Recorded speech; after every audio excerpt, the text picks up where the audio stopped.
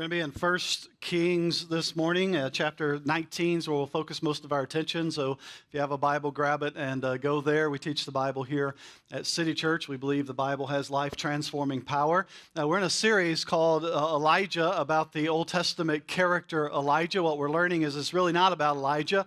It's about the God of Elijah and pointing forward to the ultimate fulfillment in Jesus. But we've been using Elijah kind of as the center of our series to teach us about who God is. I have to admit, this is becoming one of my favorite series that we've done here in a while at City Church. I've learned a lot in the process, and if you know how I teach, usually it's just kind of an overflow of what God is teaching me as we kind of process through what we're going through.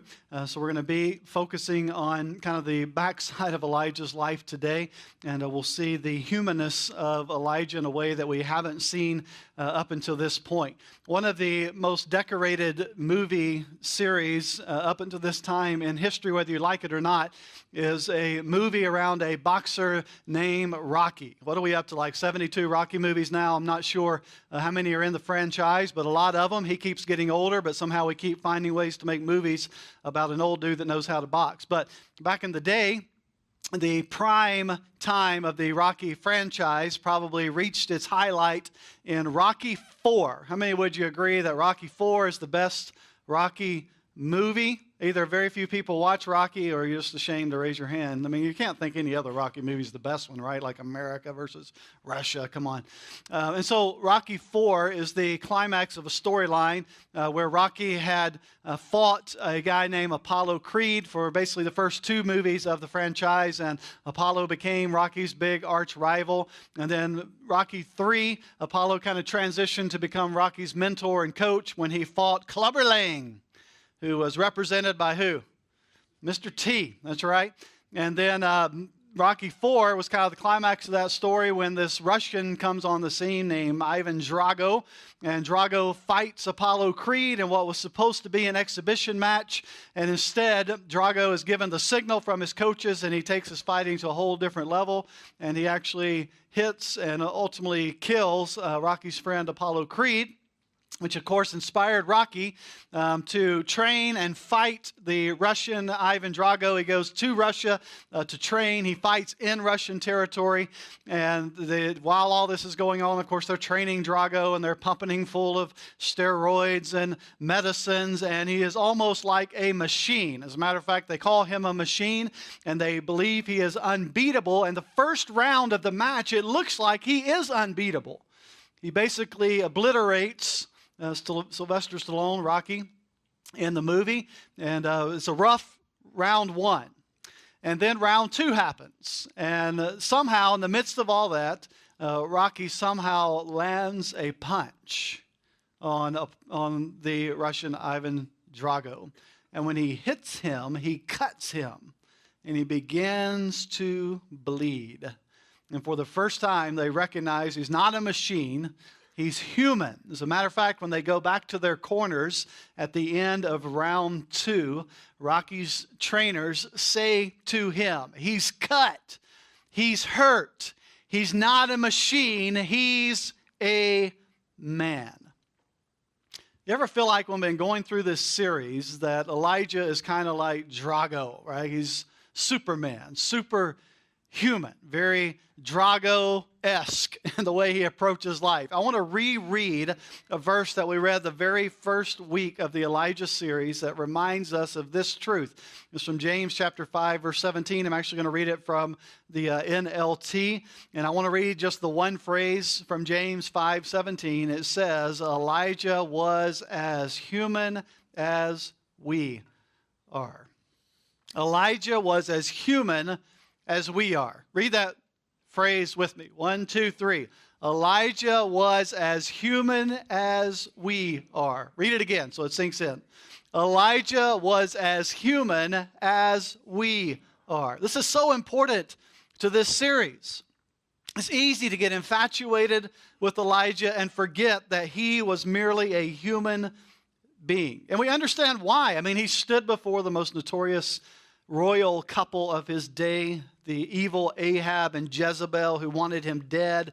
He pronounced judgment upon them and the entire nation of Israel. He said, it will not rain until I say it will rain, that God says it will rain, and it didn't. It didn't rain for 3 years. I mean, he's led by God. He is supernaturally provided by God at the brook and fed by ravens. I mean, how does that happen? I mean, he raised the widow's son back to life. And last week we saw him, and probably the highlight of the Elijah story that most people would see, his showdown on Mount Carmel, where he confronted 450 evil prophets of Baal and had the ultimate showdown between God and the no God, Baal. And literally God poured fire from heaven and consumed his altar. And he challenged the people of God. Stop limping between opinions. Like, choose which God you're going to follow. If God is God, follow him. If he's not God, follow Baal. Stop staggering in between and make your choice. I mean, what a powerful display. What a courageous prophet, a mighty man of God who calls down fire from heaven. His faith even continues in kind of the rest of that story that we didn't read last week. Pick up in chapter 18, verse 41.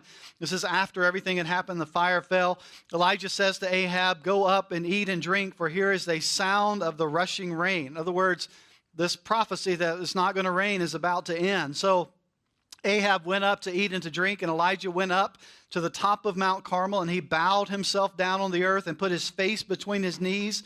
And he said to his servant, go up and look toward the sea. And he went up and looked, and he said, there's nothing. He said, go again 7 times. And at the 7th time, the servant said, behold, a little cloud like a man's hand is rising from the sea. And he said, go up, say to Ahab, prepare your chariot and go down, lest the rain stop you. I mean, another outstanding display of faith that Elijah believes that God's going to bring the rain, even though there's just a tiny cloud, and 7 times he sends him back. Sure enough, in a little while, the heavens grew black with clouds and wind. Man, we understand that language, living in North Alabama, don't we? The skies grow black with clouds and wind. There was a great rain. And Ahab rode and went to Jezreel. Now, we don't really know what verse 46 means exactly, but check this out. And the hand of the Lord was on Elijah, and he gathered up his garment and ran before Ahab to the entrance of Jezreel. The best we can gather is like a 14-mile stretch. The best we could gather, God supernaturally imposed on Elijah, and he outran a chariot. Have you ever seen the movie The Incredibles? Little Dash. Elijah goes all dash, right? He's like outruns a chariot before King Ahab. And wouldn't you like to have seen that picture? Like, pull up the old prophet robe and... I mean, how fast were those legs moving?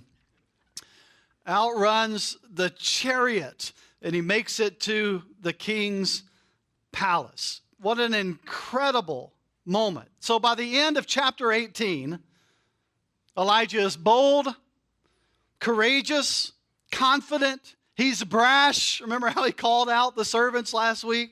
And by the way, I realized that after the message last week, there's a different translation on the screen than what I was reading. So you may have to go back and read the ESV to see that I was right about where Elijah was challenging the prophets, that their prophet was relieving himself.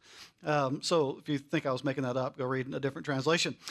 So a man of brash, audacious faith, a man of incredible faith most of the time. Chapter 19 almost seems like it doesn't even belong. We read it and we think, is this the same man? Is this the same prophet? Yet I believe that 1 Kings 19 is perhaps the most relatable to us. Because in 19 is where we discover the depth of Elijah's humanness. That in spite of everything that happened, that he was really a man who was scared and exhausted and discouraged and burned out and depressed and even suicidal. Check out chapter 19, verse 1. Ahab told Jezebel all that Elijah had done. Now, most Old Testament scholars believe that the reason that Elijah outran the chariot is because he believed that Ahab's heart had been turned toward God, and that Ahab was about to bring the wrath to Jezebel. Evidently, Jezebel was not at Mount Carmel, and Ahab was about to go back and tell off his notorious wife, and he was about to set the record straight, and Elijah wanted to be there for that. And so most people believe that he ran ahead so that he could see this happen. But pick up what happens. Ahab tells Jezebel all he had done, had killed all the prophets with a sword. Jezebel sent a messenger out to Elijah saying, "So may the gods do to me and more also, if I do not make your life as the life of one of them by this time tomorrow." Then he was afraid, and he arose and ran for his life and came to Beersheba, which was 100 miles south in the furthest region of the territory, which belongs to Judah, and he left his servant there. Ahab tells Jezebel, instead of setting the record straight, Jezebel sends a messenger out to Elijah and says, "You have 24 hours to live. By this time tomorrow, you will be dead." I mean, this is a whole different 24 than the 24 TV series that we like, right? But you have 24 hours to live. Again, most scholars believe that she was really trying to discredit him. She could have come out and just killed him on the spot. She had that type of power, but most believe that she was trying to discredit the prophet in light of everything that just happened. She basically said, "You've got 24 hours to live." And then that next phrase is so ironic to us. Then he was afraid, and he ran for his life. These words are so puzzling in light of recent events in Elijah's life and faith journey. Anyone here a fan of roller coasters? My kids and I are big fans of roller coasters. We love them. The higher and the faster, the better. All right? The bigger, the better. Part of the thrill of roller coasters. Anyone here not roller coaster fans? It's okay. You raise your hand, Ross. Revoke the man card. Part of the thrill of roller coasters is slowly making your way up the hill before the plunge, right? If you're riding whatever, Goliath at Six Flags or whatever big roller coaster it may be, part of the thrill is making your way slowly up the hill with the clicking chain, before you make your way over the hill down into the valley. That's part of the exhilaration. The faith and life journey of Elijah and many of us is like a roller coaster. The journey of faith is a roller coaster ride. There are high highs and low lows, often that follow each other. Opposite emotions, highs and lows, reactions, high highs, low lows, opposites. I heard of a teacher that was trying to teach his students about opposite emotions, and he asked the class, "What is the opposite of joy?" And one little student replied, "Sadness." He said, "What is the opposite of depression?" And a little student replied, "Elation." The teacher thought he was on the right track, and he said, "What is the opposite of woe?" And the little boy from Texas blurted up, "Giddy up."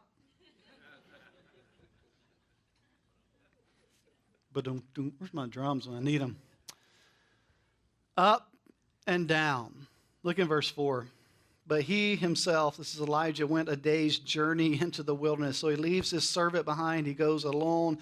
He himself went a day's journey into the wilderness and came and sat down under a broom tree. And he asked that he might die, saying, "Is it enough now, O Lord? Take away my life, for I am no better than my fathers." Elijah is alone. He could be on the TV series Alone, which even in that series this season, they have two people together because no one wants to be alone. But Elijah specifically places himself alone. And the broom tree is named the broom tree for a reason. Shaped like a broom. No shade. And there he is sitting in the sun under a broom tree with limited shade, and he takes self-pity and he says, "God, just take my life." And we have all experienced different levels of this type of despondency or depression in our lives, right? We all have faced different levels of ups and downs. Have you ever felt alone? You ever felt alone in your marriage?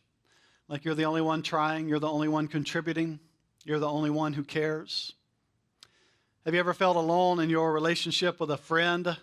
Like you're the only one that's made any effort, that they refuse to make any effort? Have you ever felt alone at work? Like you're the only one who has any concern, that everyone else is against you? Have you ever felt alone in life, that there was no one there for you, that you were totally isolated, totally alone? Alone is not a fun place to be. Have you ever felt alone at school? Like you were the one that was on the outskirts. You were the one that was not in the popular crowd. You were the one that was being made fun of. Have you ever felt like no one else gets it? No one else understands. No one else can identify with where I am. Have you ever felt alone, ready to quit, ready to throw in the towel? What I've learned about being depressed or being down is that it's universal. It's universal. It's not just certain types of people with certain careers that feel that way, or lack of a career, that this emotion can affect people all over the board, right? Successful people, people in ministry, people with jobs or no job, all different levels of education, all different levels of money in the bank account. This is a universal struggle. It's not limited to status or age. And Elijah was in a place where he felt very, very alone. Notice the process that God takes Elijah through. Verse 5. And Elijah lay down and slept under a broom tree. And behold, an angel touched him and said to him, Arise and eat. And he looked, and behold, there was at his head a cake baked on hot stones and a jar of water. And he ate and drank and lay down. And the angel of the Lord came again a second time and touched him and said, Arise and eat, for the journey is too great for you. And he arose and ate and drank, and he went in strength of that food 40 days, 40 nights to Horeb, the mountain of God. God takes Elijah through this process. One, it's a process of physical restoration. Rest and eat. Rest and eat. Did you know sometimes the most healthy thing you need in life is physical? It's to rest and eat. It's nourishment. It's rejuvenation of your physical body. And I like that God came to him. The idea here of an angel came to him, often in the Old Testament. And you see that phrase, it means that God himself appeared. We call it a theophany. It's when God appeared in the Old Testament. And it's here that God comes to him.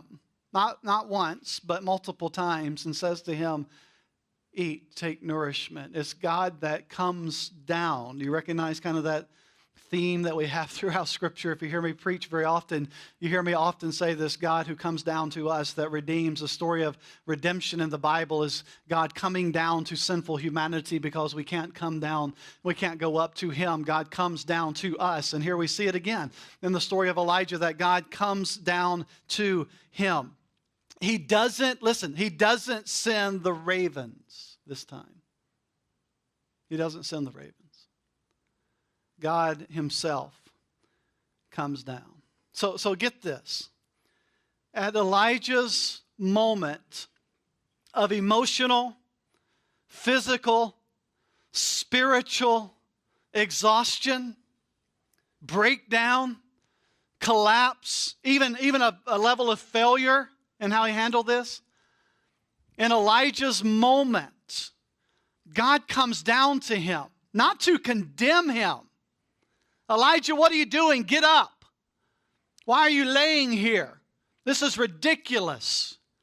God doesn't come down harshly to deal with his prophet. He doesn't come down and criticize him and judge him. He doesn't come down in that manner. He comes down to nourish him, to rejuvenate his body, soul, and spirit. I love that Jesus comes to us in our most desperate moments. And he comes to us to nourish us and to show compassion and love and understanding to us. He doesn't come down to kick us or deplete us or to judge us harshly. He comes down to nourish us, to rejuvenate us, to have compassion upon us. After all, this is what Jesus himself displayed.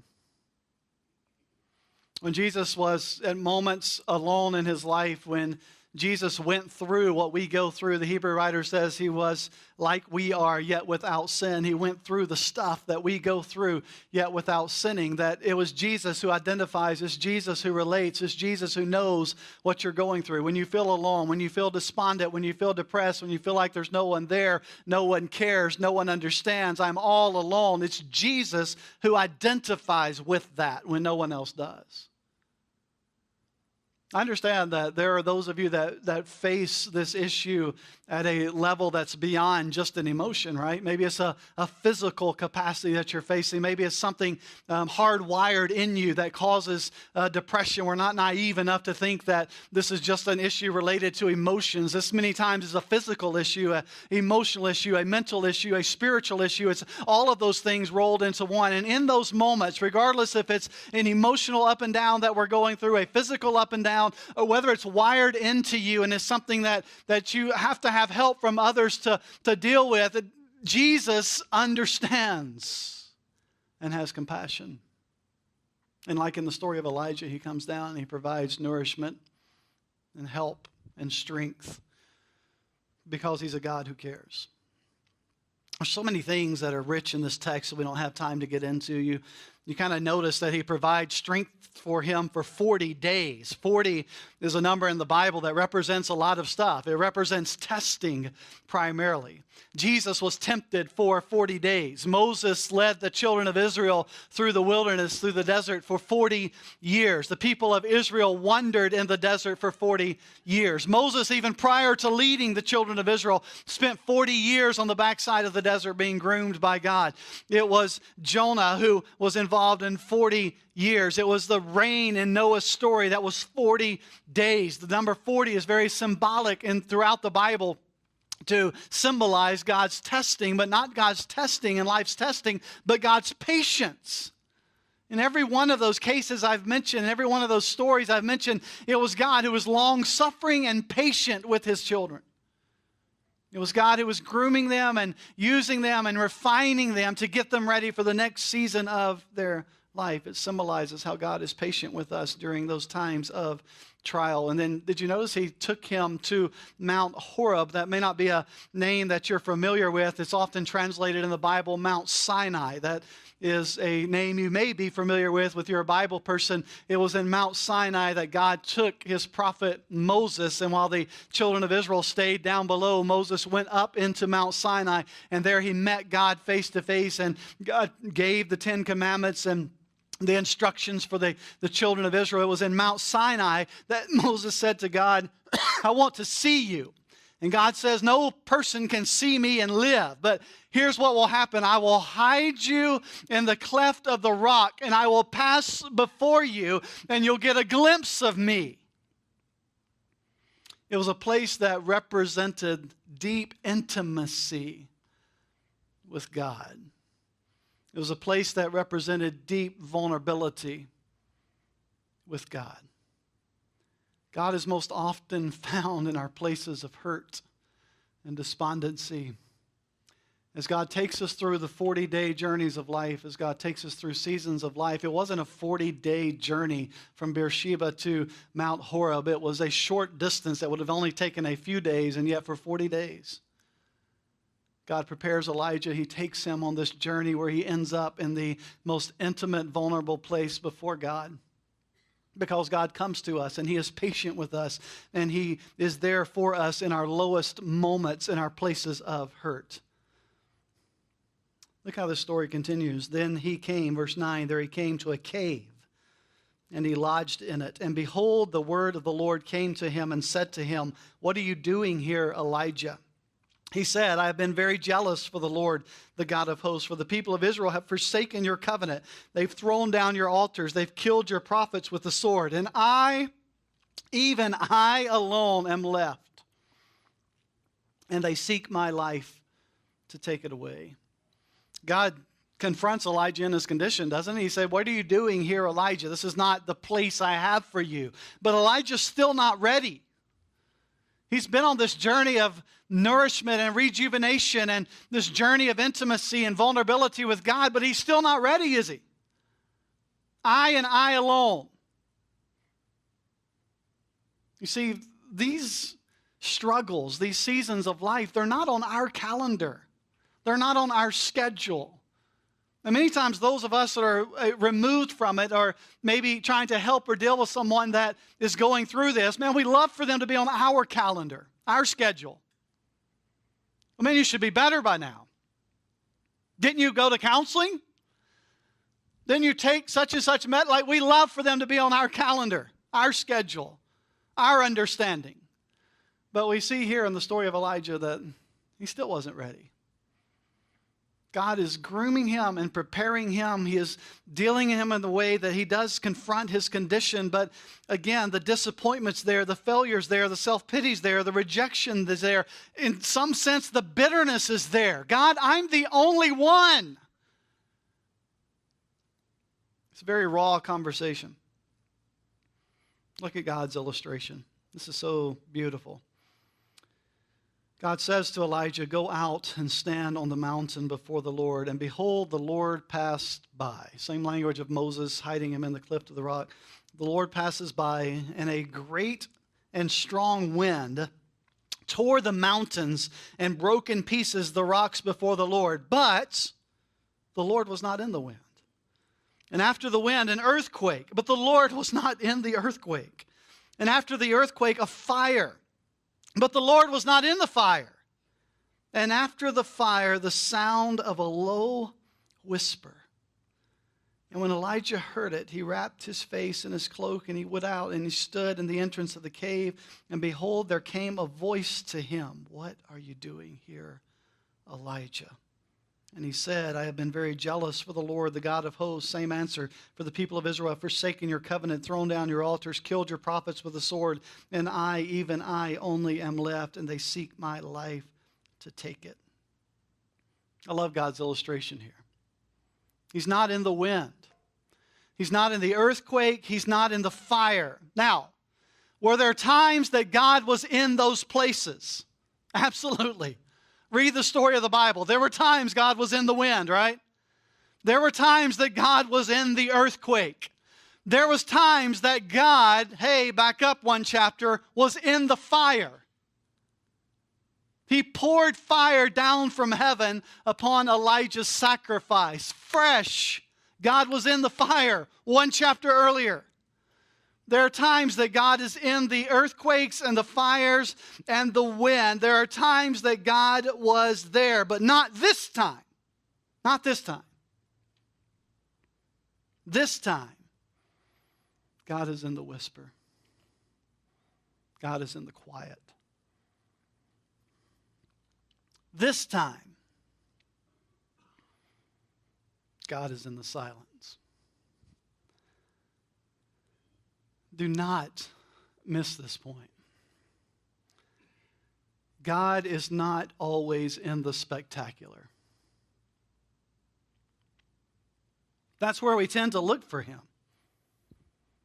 If God would just show up by doing, you fill in the blank. If God would just show up by healing this person, if God would just show up by allowing this supernatural event to take place, if God would just show up by providing in this supernatural, spectacular way, then I would believe in him. But at times, he does. But most often, God is found in the whisper, in the stillness.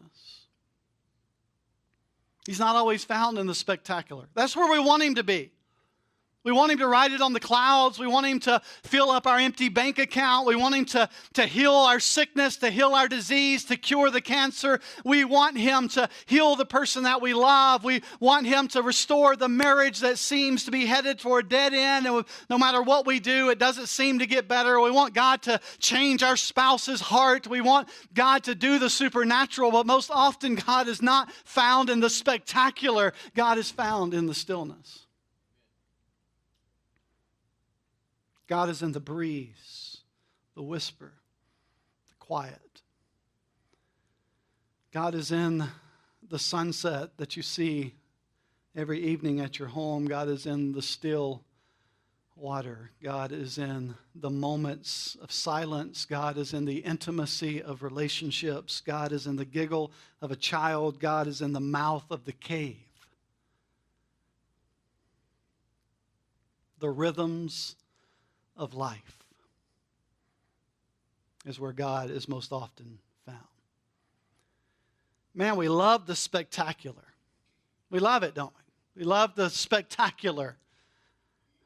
Yet God is most often speaking to us in the everyday, in the normal. It's where God most often does his work. The day in and the day out of life. The rhythm of the journey. Man, if we could learn to lean into Jesus in the mundane, in the normal, at home, at school, at work. If we could learn to lean into Jesus in the everyday. Now, what does God tell Elijah to do here? Verse 15.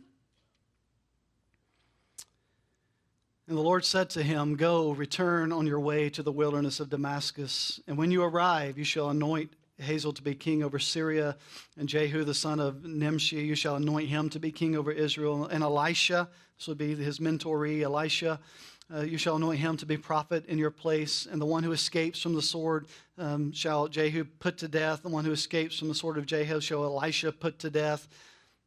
By the way, verse 18, by the way, God says, "I will leave 7,000 in Israel. All the knees have not bowed to Baal, and every mouth that has not kissed him." Elijah, you think you're alone? By the way, there's 7,000 that haven't bent the knee.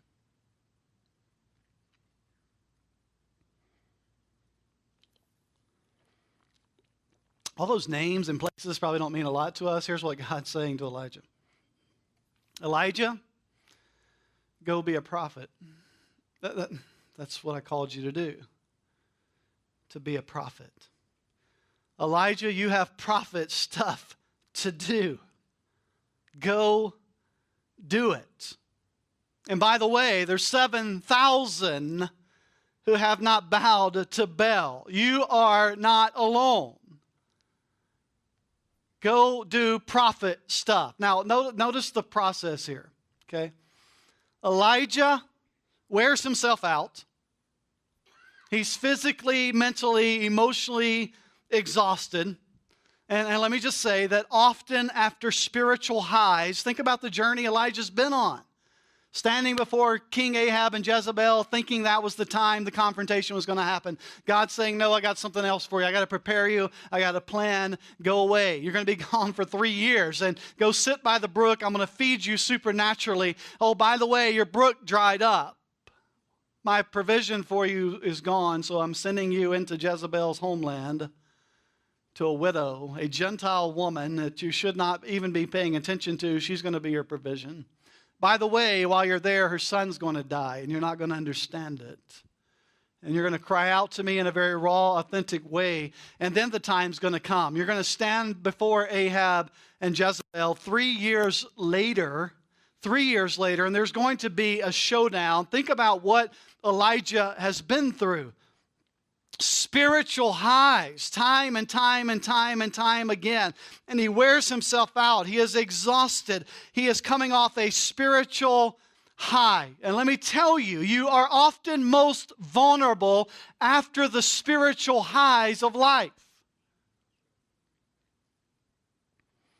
After God has come through. After you've seen some height in your life that God has provided in some supernatural, spectacular, crazy way, it is in those moments that we are often most vulnerable. I can tell you, if we were to break down my life story, like the times my most severe temptation and failures came after super spiritual highs in my life, when I was vulnerable. Elijah wears himself out. He is exhausted. Know the signs. Know the internal physical signs. When you're coming off a spiritual high, when something's happening in your life, you need to know the signs of vulnerability. So Elijah wears himself out, exhausted. He shuts people out, doesn't he? He leaves his servant behind. He goes into the desert all alone because we tend to isolate ourselves when we're feeling down. We are relational people, and when we start feeling down and despondent, we tend to isolate ourselves. He focuses on his own problems. If you're like me, my self-pity exaggerates itself when I'm down. I'm the only person. Was that true? No, of course it wasn't true. God said it just kind of in passing at the end. By the way, there's 7,000. But self-pity tends to exaggerate itself when I'm focusing on what's going on in my life, that I'm the only one. And in the process, he forgets who God is, and he forgets where God is found. Because here's the reality of Elijah's life. God was found in the fire of Mount Carmel, and God was found in the whisper of Sinai. Both places. And he forgets who God is. He forgets where God is found. So notice what God does in this process. He rejuvenates him physically. Listen to me. Rest can be spiritual. Some of you have exhausted yourselves. You need to rest. The Sabbath principle of the Bible is real. God said, set aside a day of Sabbath, of rest. To his people in the Old Testament, he said, every few years, you're going to set aside an entire year. One of the most spiritual things that some of you can do is rest. I'm not talking about laziness. I'm talking about some of the most spiritual things that you can do at times in life is to rejuvenate yourself physically. God rejuvenates him physically. God brings him back to the truth, right? God says, why are you here? He makes Elijah verbalize the lie that he'd been telling himself. I'm the only one. God makes him say it out loud. God brings him back to the truth. You're not the only one. I'm in control. He brings him back to the truth again and again. And he does it, listen, he speaks gently to him. When Elijah is in his lowest moment, God speaks softly. He's tender. He's found in the whisper. Man, I thought about when I was studying this, like, isn't that a tremendous parenting principle that we learn from our Heavenly Father? If you're like me, as a parent, I'm most often reactionary and loud and yelling and angry and saying things in a loud tone when sometimes my kids are at their lowest.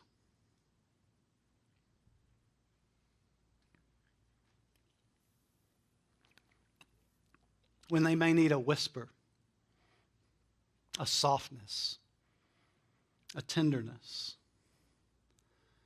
When they're most vulnerable and low is when we should speak the most gently to them. God speaks to Elijah softly. And then he refocuses Elijah. Elijah, get your eyes off of you. Get your eyes on God. Do what I've called you to do. Do what prophets do. Get your eyes on others. Others. The most aggressive cure to self-pity is to get your eyes off of you and serve other people. Get your eyes off of you and onto me and onto others. Do what prophets do. Now, let me give you some takeaways from this story that I think are valuable for us. One, recognize your humanity. Recognize you are human. You are not God.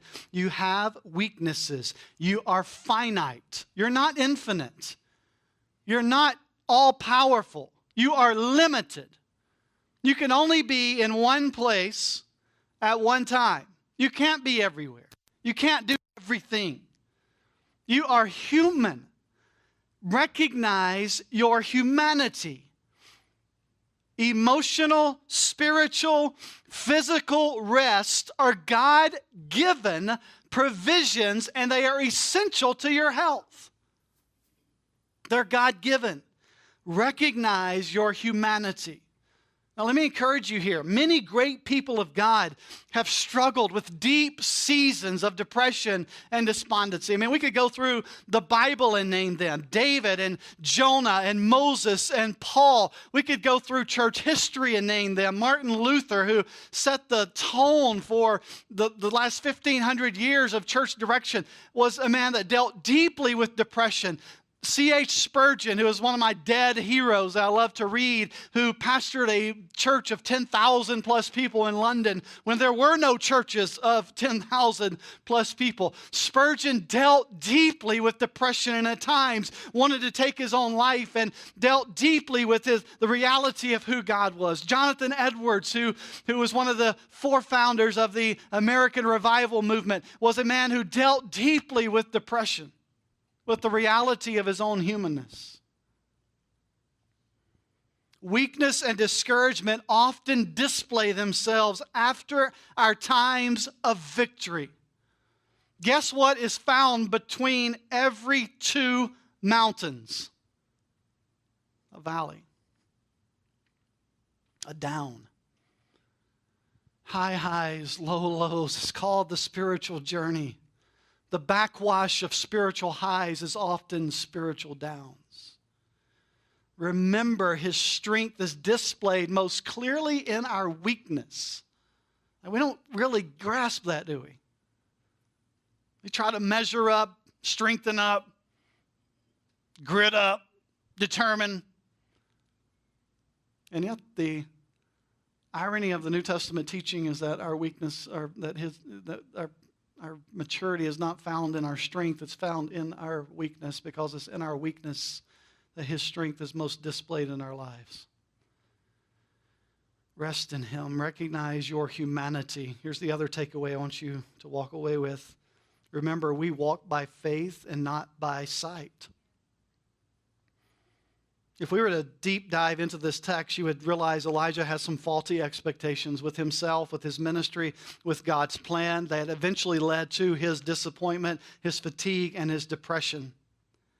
We walk by faith and not by sight. And if your expectations are higher than what God has provided, then you're going to deal with what Elijah dealt with.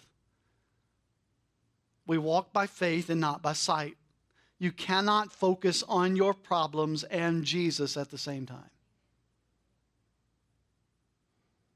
Intimacy with God is essential to consistency in our walk. As you've heard me say time and time again, even as we've gone through the Elijah series, you must ground your faith in the giver and not in the gifts. Gifts are a blessing. It's wonderful when God provides in a supernatural way or in a natural way. It's awesome that Elijah was fed by ravens and watched people be raised from the dead and saw fire rain down from heaven, but his faith was not to be in those gifts. It was to be in the giver. We walk by faith and not by sight. And if my spiritual highs are based on the spectacular, then I'm going to spend most of my life in the valley, because God most often speaks in the whisper. Which is the other truth I want you to walk away with. God is most often found in the ordinary, in the rhythms of life. I want to tell you, this is one of the most important truths that I didn't learn for many years. This is one of the most important truths that you can learn in your spiritual journey. When I was a young pastor and planting a church in Sin City, it was all about, how do I get to the next level? How do I get recognized? How do I get my name on the magazine? How do I speak at conferences? How do I become more effective? That was where I believe that God was found, in the spectacular. And it's been a life lesson for God to teach me, Devin, I'm most often found in the rhythms of life. Most Jesus following takes place in the mundane. Most Jesus following takes place in the ordinary, not in the spectacular, not in the extraordinary. Now, I'll tell you, you're going to listen to some pastors that are going to talk to you in a way that you feel like you need to be living on the mountaintop and the extraordinary, and life is not normal. And if you're living a normal life, you're living outside of God's design. That's not Bible. God is found in the ordinary. He is the same God on Mount Carmel as he is in the mouth of the cave in Sinai. Elijah, you're a prophet. Go be a prophet. Do what prophets do. Now listen, God may never call you to stand on Mount Carmel and call down fire. You probably will spend most of your life in the mouth of the cave listening to the still small voice of God. What does that mean for your everyday? Here's what it means. Be the spouse. Be the parent, be the friend, be the employer, be the employee, be the child, be the Jesus follower that God calls us to be. Be faithful in the ordinary, because God whispers in the cave. He whispers in the ordinary. Here's what that means for you. Love Jesus. Spend time with Jesus. Teach your kids to love Jesus. Model Jesus. Follow Jesus in the rhythm of everyday, ordinary life. Because God whispers in the mouth of the cave. Is there going to be people that God raises up to stand on Mount Carmel and call down fire? Yes. But guess what? It's probably not going to be most of us. What he calls most of us to do is in your rhythm of life, in your ordinary, in what some would consider your mundane, you live an extraordinary life by loving Jesus, loving your kids, loving your wife, loving your spouse, being a good employee, being a good employer, pointing people to Jesus. In the rhythms of life, God whispers in the still small voice.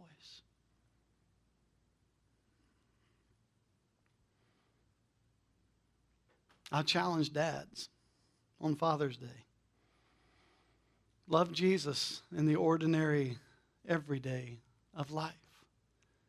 That's what your kids will see.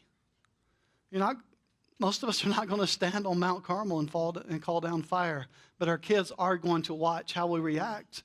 Do we love Jesus, or we just talk about him? Do we read our Bibles? Do we pray? Do we lead our family? Do I love my spouse in a way that models Jesus before my kids? Do I love them in a way that models Jesus? Do I forgive quickly? Do I lead effectively? That's what your kids are going to see. That's what's going to shape their lives. If you're waiting for your Mount Carmel moment, it may never come. But your everyday mouth of the cave moment is in front of you all the time. Love Jesus in the ordinary. Following Jesus in the rhythm of life. And here's the last thing we'll leave with. Jesus is the better Elijah. Elijah's not our hero. Elijah's not our go-to. We learn from his life experience, but in the end, we look to Jesus and Jesus alone. You know why? Because Jesus' faith never wavered. Jesus was obedient to the end. Jesus lived out the life of perfect obedience. Hear me say this clearly. God is not frustrated with you. God is not angry with you. God is not disappointed with your humanness.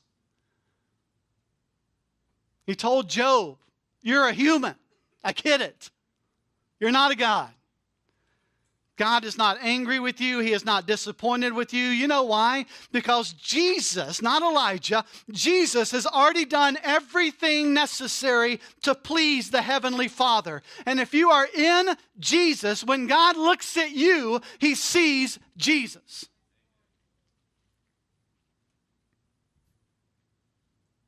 Jesus is the better Elijah. Look to him. Lean into him. Rest in him. Because you and I, we're the Elijah of the story.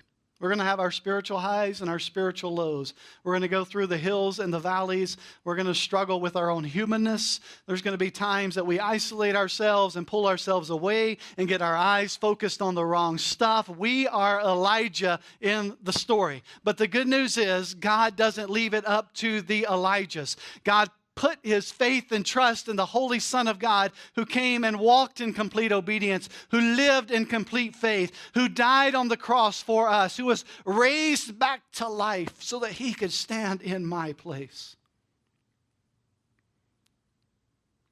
When God sees me, he sees Jesus. I am in Christ. Jesus is the better Elijah. Let me tell you the full irony of this story, then we're going to sing and leave.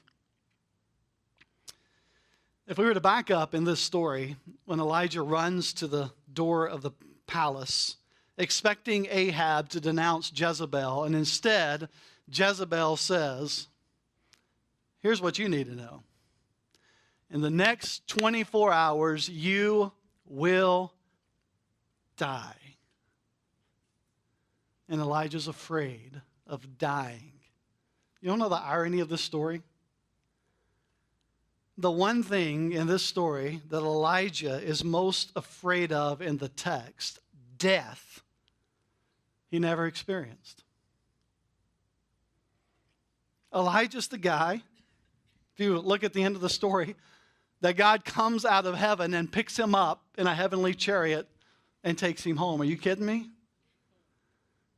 The thing that Elijah's afraid of, he never goes through. He never experiences. You know why? Because of Jesus. Because this story is pointing ahead to one who is better than Elijah, to one who is superior to Elijah, to one who is greater than Elijah and you and me. It's pointing ahead to the sinless Son of God who would descend into earth, into the midst of the valley, into the mouth of the cave, and he would fight the ultimate enemy, death, hell, and the grave, and he would conquer them so that all of us in the end will not experience the grip of death, but the freedom of life. He never experiences what he fears the most because of grace. Because of Jesus. I don't know what you're going through today. I know you're human. I know you have limits. I know that there's hills and valleys in life. And you may be at the highest hill right now or the deepest valley. I don't know where you are, but what I do know is there is a God who comes to you in the stillness of the moment, and he understands and he has compassion. And he loves you unconditionally, and he nourishes you, and he wants to rejuvenate your soul. Put your eyes on Jesus. Put your eyes on Jesus. I don't know what that even looks like for you, but put your eyes on Jesus, because God is most often found in the ordinary rhythms of life, as messed up as life can be, as complicated as it can be.